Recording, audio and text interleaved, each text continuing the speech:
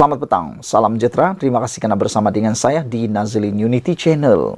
Hari ini kita dapat kejutan. Tun Mahathir dapat kejutan. Anak-anak Mahathir dapat kejutan. Apabila SPRM mengumumkan keputusan ini, SPRM nyatakan belum terima notis pengisytiharan harta anak Tun Mahathir. Suruhanjaya Pencegahan Rasuah Malaysia SPRM belum menerima notis pengisytiharan harta daripada dua anak bekas Perdana Menteri Tun Dr. Mahathir Mohamad. Ketua Pesuruhjaya SPRM Tan Sri Azam Baki berkata pihaknya sudah menyerahkan notis mengikut Seksyen 36 Akta SPRM 2009 kepada Mirzan dan Tan Sri Mokhzani bulan lalu. Bagaimanapun, sehingga kini, kata SPRM, mereka masih menunggu notis pengisytiharan daripada dua ahli perniagaan terbabit. Kalau tidak membuat pengisytiharan dalam tempoh yang ditetapkan, mereka boleh dituduh gagal mengisytiharkan harta. Saudara-saudara, tetapi mereka boleh membuat permohonan selepas tempoh yang diberikan tamat, iaitu pertengahan bulan ini, katanya pada sidang media selepas program Cakna Rasuah bersama pengamal media Sarawak di sini hari ini. Turut hadir pengarah SPRM Sarawak, Datuk Muhammad Zaki Hassan dan pengarah bahagian komunikasi strategik SPRM Kamarudin M. Ripin. Azam berkata, banyak perkara lain di dalam skop siasatan kes berkenan dan pengisytiharan harta adalah salah satu daripada proses siasatan. Ini bermakna pendakwaan terhadap mereka lambat lagi kerana kita perlu melengkapkan siasatan dulu, katanya.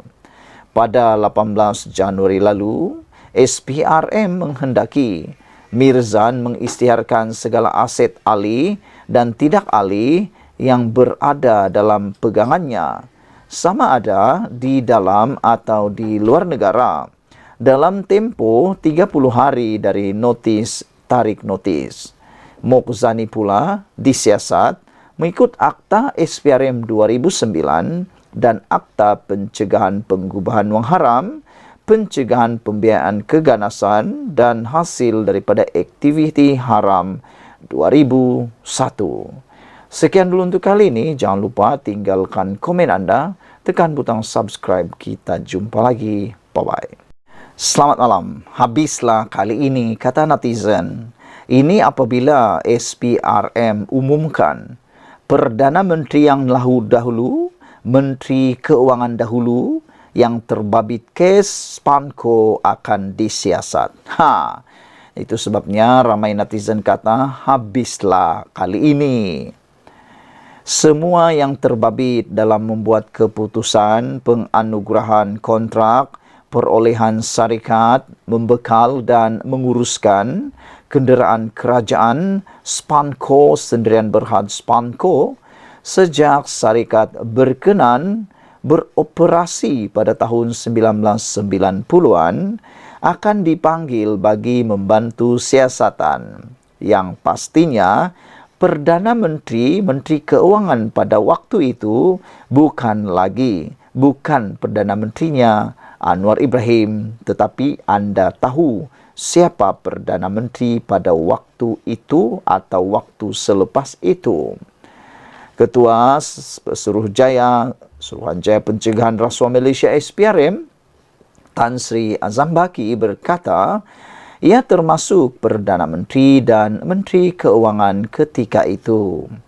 Beliau berkata keterangan daripada semua yang terbabit itu perlu bagi melengkapkan siasatan kes berkenan. Kita akan panggil sesiapa sahaja yang membuat keputusan pada masa itu yang memutuskan untuk memberi projek kepada Spanco. Kita lihat sejarah penubuhan syarikat itu pada 1998 atau 1999.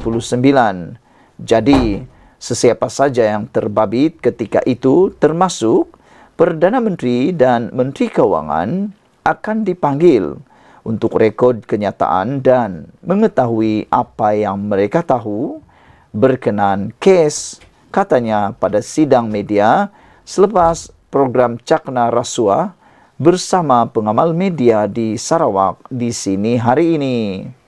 Semalam, Perdana Menteri Datuk Seri Anwar Ibrahim menyifatkan kontrak perolehan Spanco hanya merugikan negara. Anwar berkata, beliau tahu kontrak terbabit juga tidak menyenangkan penjawat awam yang menggunakan kemudahan berkenan dan beliau tegas terhadap Spanco itu sejak menjadi Menteri Keuangan. Berita harian sebelum ini melaporkan SPRM menyiasat sebuah syarikat yang memperoleh kontrak membekal dan menguruskan kenderaan kerajaan. Difahamkan, SPRM sudah merakamkan keterangan beberapa saksi penting termasuk daripada agensi kerajaan dan individu daripada syarikat terbabit yang sebelum ini memperoleh kontrak membekal serta menguruskan fleet kenderaan bernilai RM4.5 bilion. SPRM sebelum ini juga menyerbu kediaman dan syarikat ahli perniagaan berusia lingkungan 70-an serta merampas dokumen berkaitan keuangan bagi membantu siasatan yang menyebabkan pembekuan akaun bank seorang ahli perniagaan bergelar Tan Sri bernilai puluhan juta ringgit. Azam berkata, ketika ini tiada pendakwaan dijalankan kerana pihaknya masih dalam peringkat awal. Siasatan dan pegawai penyiasat masih memeriksa fakta kes. Isu ini yang dilaporkan kepada SPRM ialah apabila terjadi pertikaian selepas pembatalan kontrak pada satu syarikat, macam mana pula Spanco dapat kontrak dari dulu hingga sekarang? Itu fokus siasatan sekarang. Kita sudah memanggil lebih 20 individu dan juga sudah membekukan kira-kira 80 akaun syarikat serta individu berkaitan dengan kes itu, katanya lagi.